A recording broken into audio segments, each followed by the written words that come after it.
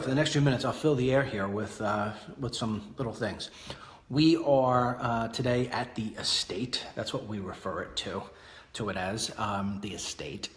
And what is being built downstairs while we're sitting here doing a walk and talk is they're building downstairs the big, huge 9 television video wall, if you will. I mean, it's huge. It's just huge. And so they're putting that together. We should have that all complete by tomorrow. And we have our furniture is coming in, and we're getting more rugs, so this way the echoes would stop. And I really want to take the time now, so I don't forget, to say to all of you, thank you so much for the donations that you have sent in.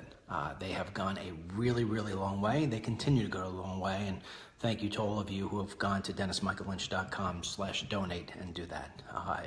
We get donations every single day, and every day that we do, I get a little bit more humbled than I was the day before about it. So thank you very much. And last thing I'll say too before I dive in is thank you for all you people who sent in the gifts.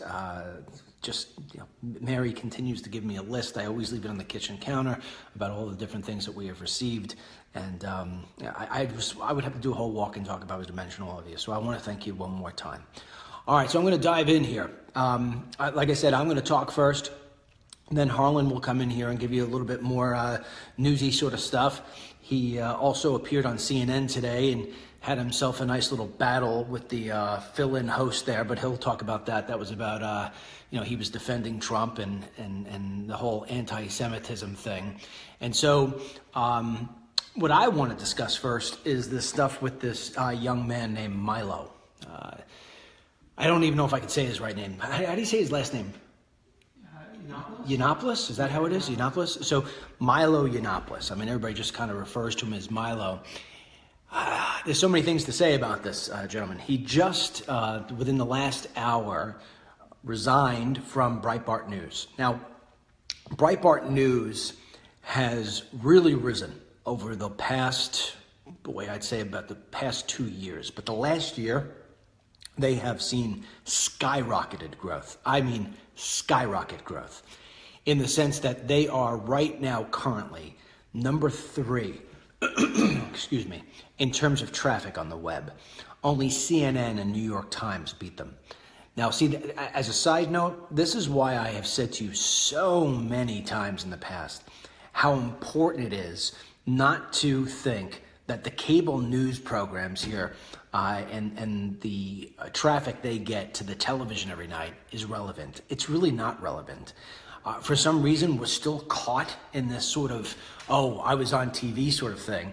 And that's why people always say to me, when are you going to go on Fox, whatever. I tell Harlan here all the time. I said, you know what? It's meaningless. It's meaningless. Because you can get on a television show, let's even just say you're on Neil Cavuto, right? If you're on Neil Cavuto's show, he hits maybe 1 million people.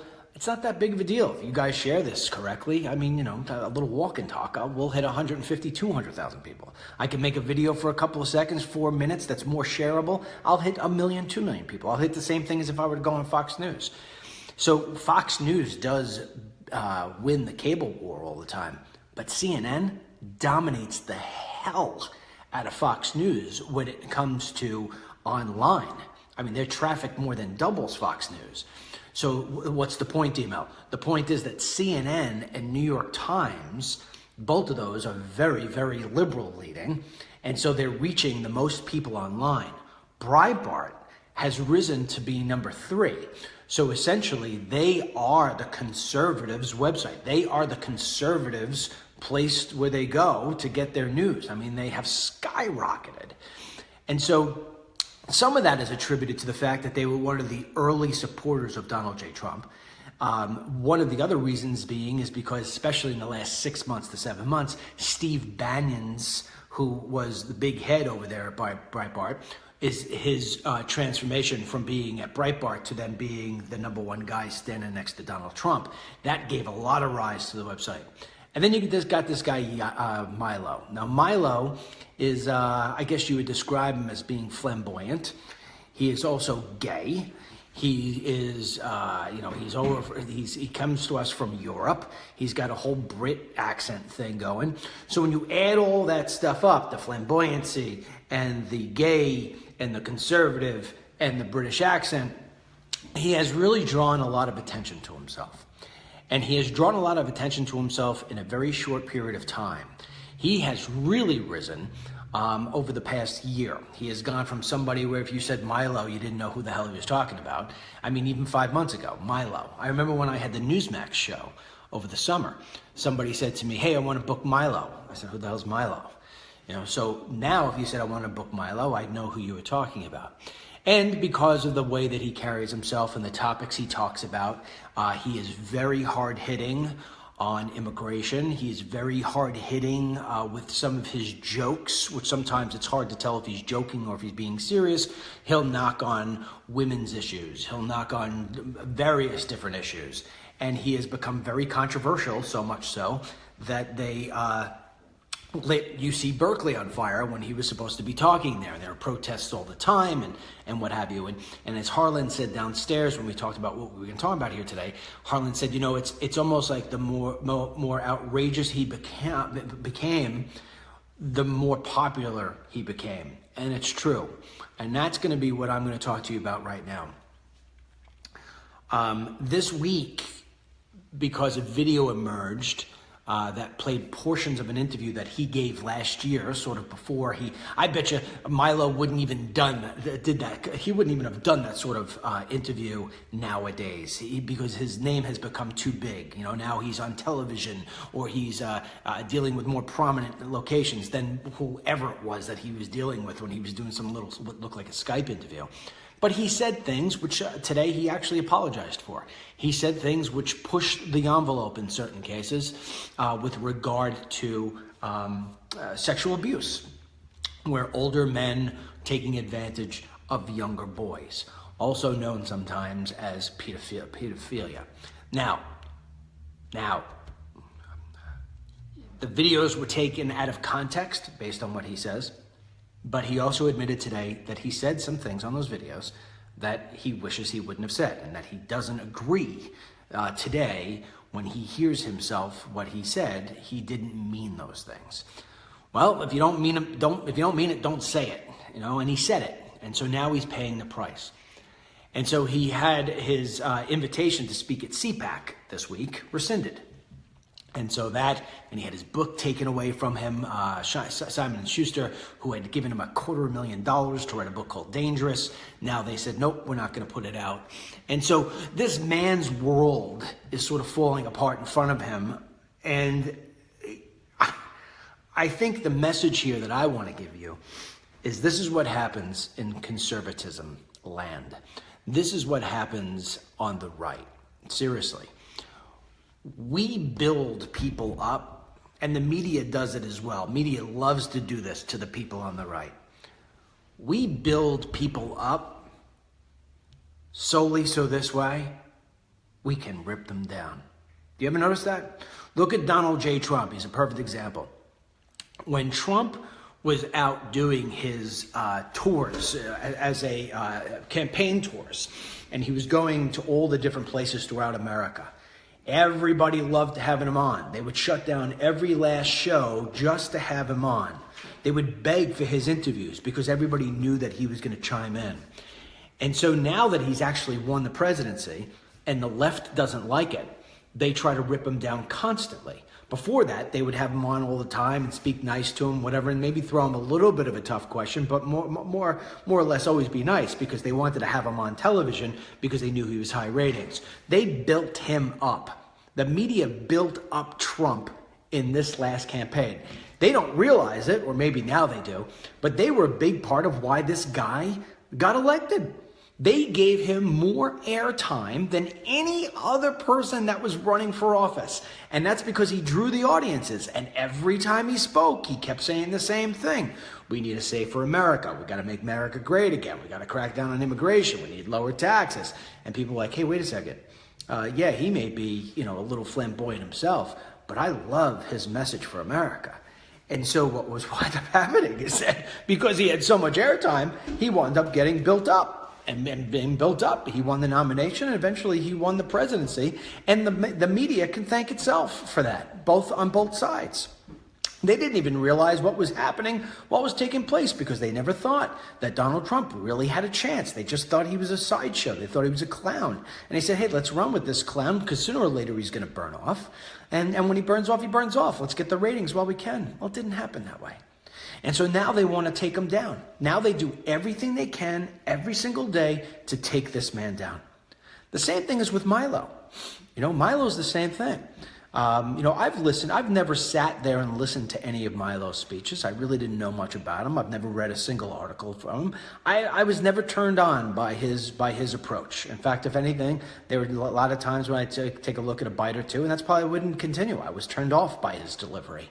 I'm all for being fun and games and entertaining and stuff, and maybe it's the old fart in me at 47 and a half years old, but I never found some of the things he said funny. I never found the things that he said productive. Although if you strip back some of what he was saying, especially when it comes to free speech, I think he's spot on. I mean, even today in his press conference, he said America has a real problem with free speech. And I said, you know what? This guy's hit it. He's hit it right out of the ballpark. He really has. He's got, in many cases, when it's topics like that, he's got a great message. When he attacks the left and really calls them out for who they are and what they do, he's fantastic. But sometimes his approach is a little hard to chew on. It's like chewing glass. And so there's protests that are going to rip out, hey, this sounds familiar, right? Same thing with Donald Trump. Now today, because he was built up so quickly, the higher you go, the further you fall. And so I think there's a bit of inexperience on his behalf, doing interviews that he shouldn't be doing. Maybe a love affair with the fact that people are watching him all the time. And, when you start to get to a certain level and to a certain size, you start to think that nothing can take you down. And that's wrong. That's wrong. Anything can take you down. And in this case, an interview that he did took him down, rightfully so or wrongfully so. Whether or not you agree with what he said or don't agree with what he said, whether you think that he's being taken out of context or not being taken out of context. The fact of the matter is that he gave an interview, which in some cases pushed the envelope for some people, and here he is. He's paying the price. Now, I will assure you of this. I don't know if I'm willing to put one of my never lose predictions on this, but I would venture to say that you have not seen the end of Mr. Milo. In his press conference today, he said that he's going to start his own gig and that he's going to go out and he's going to refocus and retool a little bit. Look, yours truly is sitting here having a walk and talk, and I'm telling you about the monitor wall they're building downstairs, and I got my buddy Harlan over here, and we've got more people under my employ right now than I've had since I've started this whole thing. I wouldn't be here speaking to you if I didn't get fired, if I didn't get shut down for not being able to say what I wanted to say. I mean, that's basically what happened at Newsmax. They shut me down. And why did I go on my live television rant, if you want to call it, if that's what they want to call it? It's because, I'm going to say what I want to say.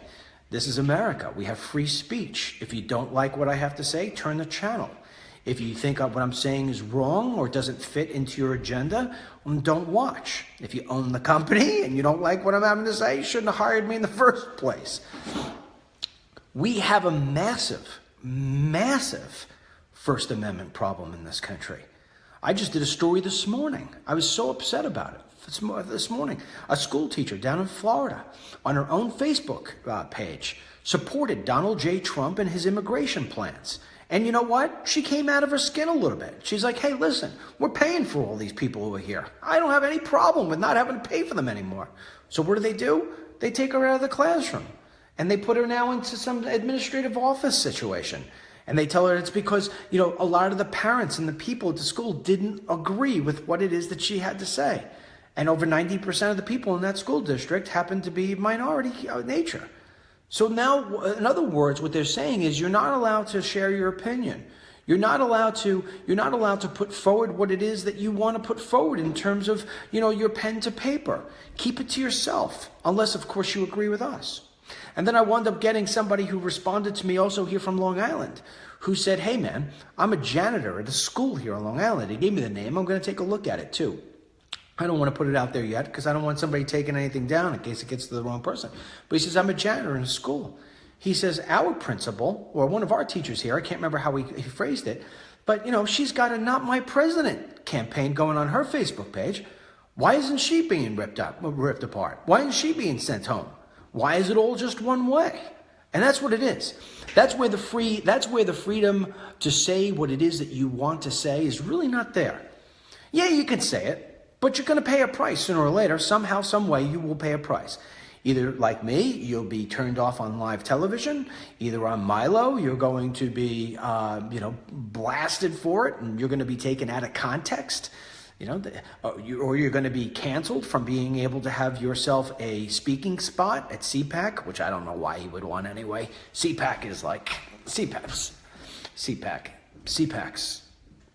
a waste of time. It is I can't even believe Donald Trump is speaking there. But we'll talk about that towards the end of the video, towards the end of the walk and talk.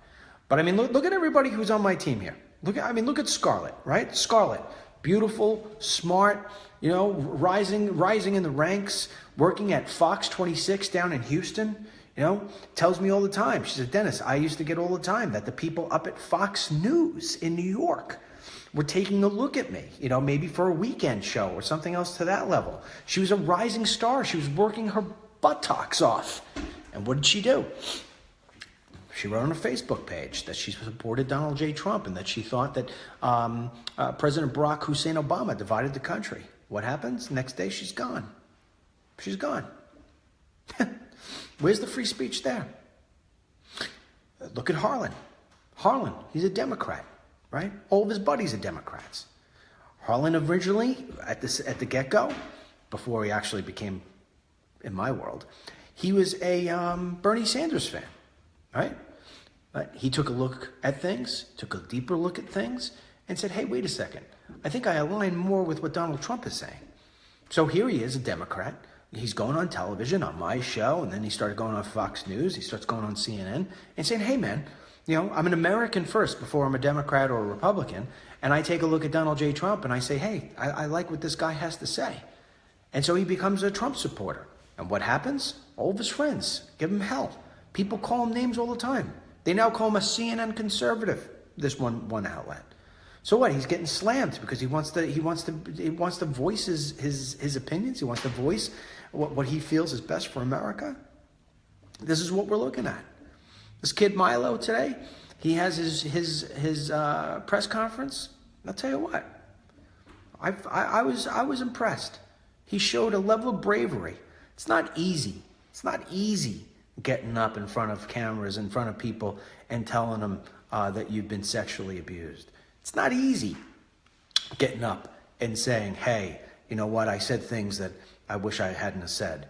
It's not easy to say goodbye to Breitbart News, a company that helped bring you to where you are. It's not easy to say goodbye to your friends. It's not easy to be the one guy with all the guns pointed at you. It's just not.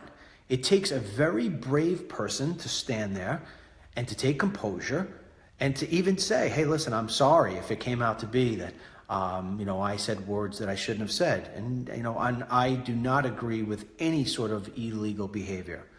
That's a brave guy. And I don't care for his shtick, but I'll even say, I'll give him kudos. That's a brave guy, So hopefully he learned a lesson in all of this. Hopefully hopefully he picks himself back up. I will insert a little opinion here. I look at a guy like Milo. I see him talking the way he's talking. I look at the way he holds himself. He tells a story about how it is that he was sexually molested or touched, or however it is that he phrased it today. I couldn't remember exactly, when he was 13 and 16 years old. I look at a young man like that and I say, you know what? He should be talking to a therapist all the time. Those are deep, dark things that go deep within.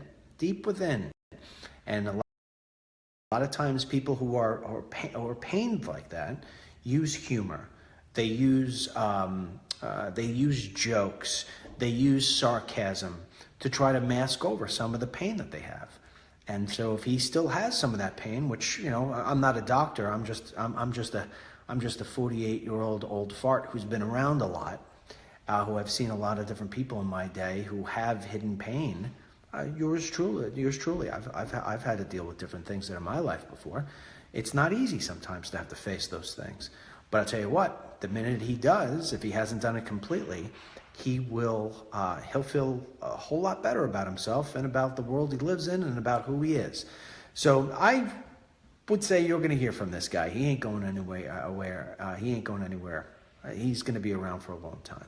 So for those of you, because I've gotten so many people, DML, you're getting this story all wrong. No, we didn't get the story wrong. We got the story right. We just reported on it. This was the first time we've ever voiced an opinion over here at DML, and it's my own opinion. You know, other than that, we've reported everything accurately. So for those of you who lashed out at us recently in the past 24 hours, you know, we don't make those sort of mistakes. We don't play lightly on that. All right, I am going to turn this over to Harlan here. I'm watching, if you look, I'm looking off to the side here. There is some sort of shooting going on at a Houston hospital. Maybe Harlan knows more about it. He's going to tell you a little bit about his CNN battle today with the whole thing with defending Trump and the anti-Semitism. And then we'll come back and we'll wrap things up here talking a little bit about CPAC and what's to come and why it is that I don't like that place. So anyway, let me turn it over to the younger of the Batman and Robin duo. Hey guys. So let me just say, I know one thing that I probably harp on a little bit too much these days is the media and media bias. But sometimes I live through it and I feel like I have to impart some of that experience actually being inside of the mainstream media to you guys. So I was on CNN today at 11:30 and I was asked to defend Trump on this charge of anti-Semitism.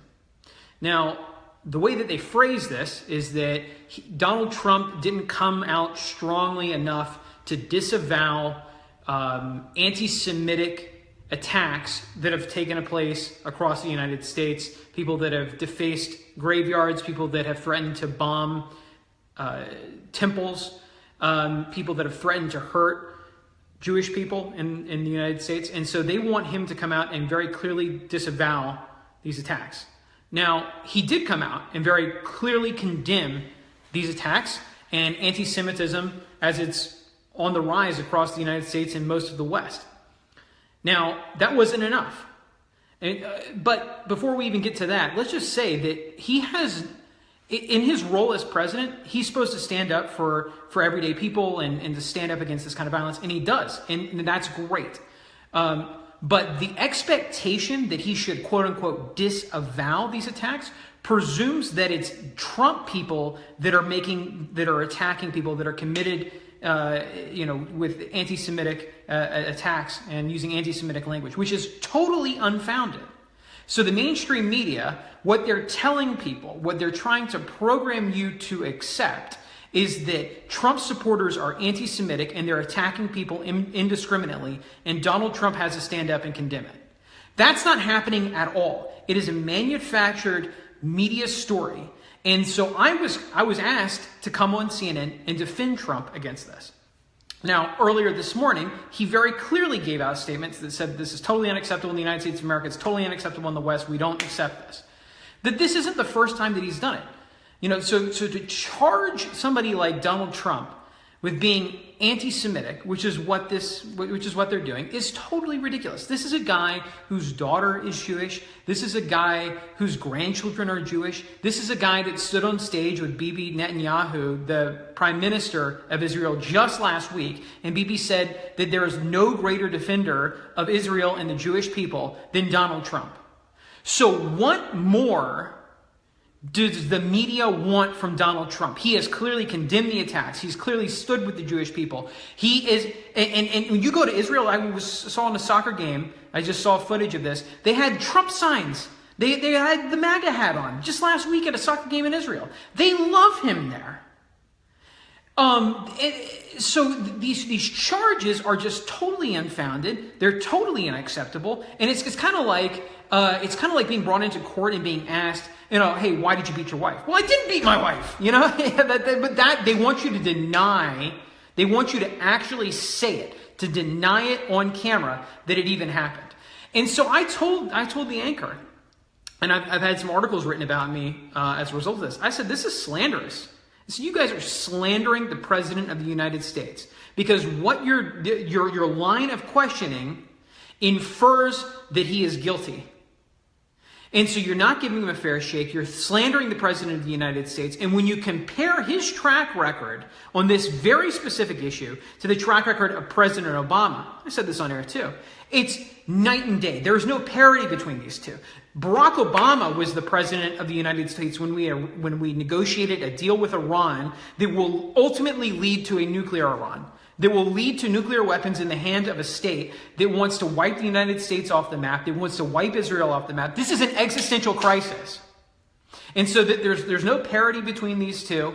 But yet that's how they portray it. And so I've asked repeatedly, I have asked on air, I said, why are you bringing this up now? If you guys are so concerned about anti-Semitism, this has been on the rise for a long time. You go to college campuses and the BDS movements, the boycott, divestment campaigns on these college campuses are largely driven by liberal organizations on these campuses that slander Jewish people. And so, there's no parity here. One side, the right, is giving the Israelis a fair shot. The other side is turning their back on the Israelis. And so, we're in this bizarro world where the media has constructed this alternate reality, and it's concerning. And so I'm not gonna, you know what? And what I decided this morning is I was in the car, CNN, when you go and you do these TV hits, they send a car for you. It's one of the perks of it. And so I was sitting in the car on the way to the Time Warner Center, which is on Columbus Circle in Central Park in New York. And I was thinking to myself, I knew the topic. I was like, am I going to go on air and just start saying, Donald Trump's not anti-Semitic? I was like, no, I'm going to go on the attack. I've had enough of this. And I think that should be his policy too. And so I went out guns blazing. I said, the leader of the Democratic Party in the last election, Hillary Clinton, accepted tens of millions of dollars from brutal regimes that beat women for showing their hair, that murder and imprison homosexuals. You don't talk about that. I just went out guns blazing. And of course, that created this big back. They don't expect that. They just want a Trump supporter. A lot of these media organizations just want a Trump supporter to sit there and, blindly follow their line of questioning. I'm not going to accept that anymore. And if that means I don't get booked on in liberal mainstream media news outlets, I'm just not going to. That's fine. Because I'm not going to be backed into a corner. I'm not going to be told how I'm supposed to defend the President of the United States. I'm not going to sit by and listen to people slander who I think is a good man, especially on an issue like this, where he could not have been more clear. He could not have been more clear. So, I've been frustrated by that all day. And so the backlash is I think I totally owned the opponent that I was up against. Sometimes you walk into that thing and you don't know, maybe it was a draw or whatever, but I totally owned this woman. And of course, mainstream media news outlets like Raw Story and others are writing stories, and even on CNN.com they wrote a story, and it's all focused on what she was saying. But she refused to defend the record of Hillary Clinton. She refused to defend the record of Barack Obama, and she just stood there and refused to even acknowledge at a base level that that the accusations that she was making against Donald Trump were totally unfounded. So. I'm hopeful. I'm hopeful that if more people stand up like me, if more people stand up like Dennis, if more people stand up like you, that this sort of behavior is not going to be accepted anymore. Because I know that a lot of people across America are starting to turn off these TV channels because they've had enough of it. You go back to the time before the election, and I can remember very vividly a point when I was told that I was a conspiracy theorist for suggesting that perhaps the polls were wrong, that perhaps the election was a little bit closer. And I even substantiated why I thought the election was closer. I said that there are a lot of people, a lot of Trump voters, who, like me, didn't want to admit to their friends, who were mostly liberal, that they were going to support Donald Trump, that they thought that he was better for the United States. It's not because we're embarrassed. It's because we don't want to face the backlash. We don't want to lose our jobs. Dennis was just talking about that teacher who expressed a little bit of support of Donald Trump, and they're going to fire her, right? I mean, this is what happens. If you support him, there are consequences. It is unacceptable in the mainstream. It's unacceptable in certain work environments. It's unacceptable in parts of the media to voice support for him. And there are consequences if you do. And so I believe, because I know from firsthand experience, that there were a lot of people like me that were in this position, and they just weren't going to tell pollsters that they were going to vote for him. And lo and behold, that's what happened. You guys probably remember the day before the election, the Huffington Post gave Hillary like a 98% chance of winning. There's that graphic that goes around and gave Trump like a 1-point-something% chance of winning. And this is why we don't believe you guys anymore. This is why we don't believe the media. And I try to tell people this all the time. Whenever I meet somebody from the New York Times or whatever, I try to tell them, like, you guys have lost the trust of everyday Americans. And it's true. That's just how it is. And they have to earn it back. And they may not, because they're doubling down on it. You know, I mean, the Hitler comparisons are continuing. We just saw a CNN in Espanol anchor yesterday. It was either yesterday. Yeah, I think it was yesterday. And she was making more thinly veiled references to Hitler. Chris Matthews of MSNBC said that Donald Trump's speech on the inauguration, I saw this clip was circulating, his inaugural address was Hitlerian. So I don't know how they expect that they're going to win back our trust when they keep engaging in this hyperbole and just exaggeration. And even worse than that are the lies. So to sum that up, because I know we've covered a lot of ground here, is that I hope that you guys, and I hope Donald Trump, when he's addressing people, when he's talking to people, when you're defending him to your friends, to your family, don't be on the defensive anymore. Don't because they're not going to accept that. You're going to have to be on the offensive to aggressively counter what they're offering. So if they want to accuse him of anti-Semitism, which is a slanderous charge, then you go on the attack and you expose how, in reality, it's their leaders that are anti-Semitic. It's their leaders that are engaged in policies that hurt the United States of America. That's going to be my strategy going forward, to defend him through offense. So anyway, so we're going to have. I know Dennis is going to be back really, really soon here. We're gonna go check him. Let's go check him out. And I don't know if you guys have seen this, but we've got a lot of exciting stuff coming. They're down there putting together the screen. Hey, Dennis, you want to finish up with these guys? Yeah, you just agree. Okay. So we've got. He's down there actually working on something pretty cool. I'm not going to show you guys because I don't want to spoil the surprise. But there is something really, really cool and giant that is coming.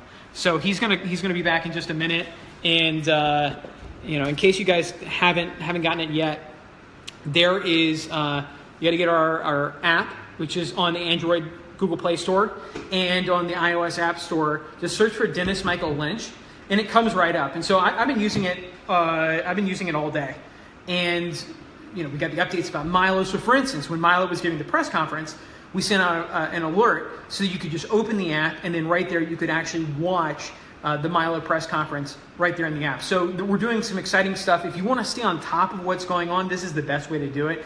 I have all the apps. Look, I'm not giving them free advertising, but I have every news app that exists. And on a regular basis, we're beating Fox News, we're beating the New York Times, we're beating the Washington Post, we're beating all these guys. Our app is getting the push notifications faster than anybody else. So, yep. Hold on. Dennis is calling me, so let's go see what he's saying. Yep, what's going on? Come down here and show. Oh, okay. All right, so Dennis wants me to come show you guys what it is. We got our American flag there. You know, we're not afraid to be patriotic.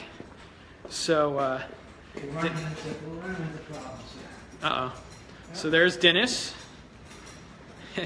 Tim? and Tim. Have you guys met Tim yet? Have they met Tim? I showed me anything. Oh, okay, yeah. So I'll show you guys. This is going to be a big, giant 3x3 screen. It's going to be on wheels, but this thing is going to be so heavy. I'm not even sure. Even sure if we're going to be able to. They're putting in one right now. This thing's going to be massive. It's like 10 feet by, I don't know, maybe almost like 10 by 10 or something like that. It's huge. So we'll be able to do, we're going to have data flowing on there, real-time updates. We're going to, we could throw Fox News up there if, but we're beating them on a regular basis with breaking news. So I don't know if we need that. But, we'll have live feeds of data coming in there and all kinds of really exciting stuff. And we can throw graphics on there for like a screen, like a Skype interview or something like that. Hey. So, hey, Tim, everybody's saying hi. Hey! Hey, yeah. So, I think we got this one. yeah? This is going to look sweet. Just wait until this is done, guys. Oh, we're down to 10%. All right. So Say adios. All right, so guys, don't forget, if you love what we're doing, download the app. It's on the Android Play Store. It's on the iOS App Store. Just search for Dennis Michael Lynch. If you love what we're doing and you want to help us pay for this very expensive endeavor, go to DennisMichaelLynch.com/donate. We're penny pinchers. We spend every dollar wisely, every penny wisely. So, please support us. Every dollar counts. So that's DennisMichaelLynch.com/donate, and we'll be back with you guys tomorrow. Thanks. Say bye.